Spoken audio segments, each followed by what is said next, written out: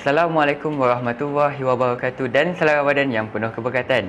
Alhamdulillah, marilah kita memanjatkan kesyukuran kehadirat Allah Subhanahu Wa Taala kerana dengan limpah dan izinnya kita dapat bertemu lagi dengan bulan Ramadan yang penuh rahmat ini.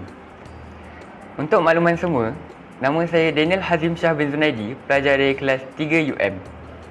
Dalam kesempatan ini, marilah kita sama-sama mendengarkan tazkirah ringkas sebagai peringatan dan pengajaran untuk kita bersama. Tajuk tazkirah ringkas saya pada hari ini ialah menghormati ibu bapa. Hadirin dan hadirat sekalian, Islam amat menitik beratkan kewajipan seorang anak untuk menghormati kedua ibu bapa. Dalam Al-Quran, Allah Subhanahu Wa Taala berfirman dalam surah Al-Isra ayat 23, "Dan Tuhanmu telah memerintahkan supaya kamu tidak menyembah selain dia dan hendaklah kamu berbuat baik kepada kedua ibu bapa." Ayat ini jelas menunjukkan selepas perintah menyembah Allah, kita diperintahkan untuk menghormati kedua ibu bapa.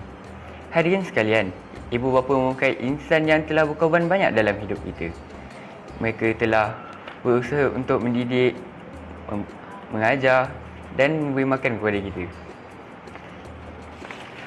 Lagi-lagi di dalam bulan Ramadan ini, mereka telah berusaha untuk menyediakan makanan untuk sahur dan berbuka puasa. Sebagai anak yang bertanggungjawab, kita perlulah menolong mereka dalam perkara yang kecil seperti menolong di dapur, menjaga adik-adik dan sekurang-kurangnya tidak menambah beban mereka. Hadirin yang dikasihi, bulan Ramadan merupakan masa yang sangat sesuai untuk kita memperbaiki hubungan dengan ibu bapa. Gunakanlah peluang ini untuk lebih mendengar nasihat mereka dan mendoakan kesejahteraan mereka. Akhir kata, marilah kita bersama-sama berazam untuk menjadi anak yang sentiasa menghormati, menyayangi dan membanggakan ibu bapa kita.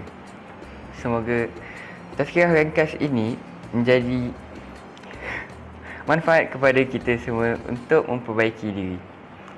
Sekian, wabillahi taufiq wal hidayah. Wassalamualaikum warahmatullahi wabarakatuh.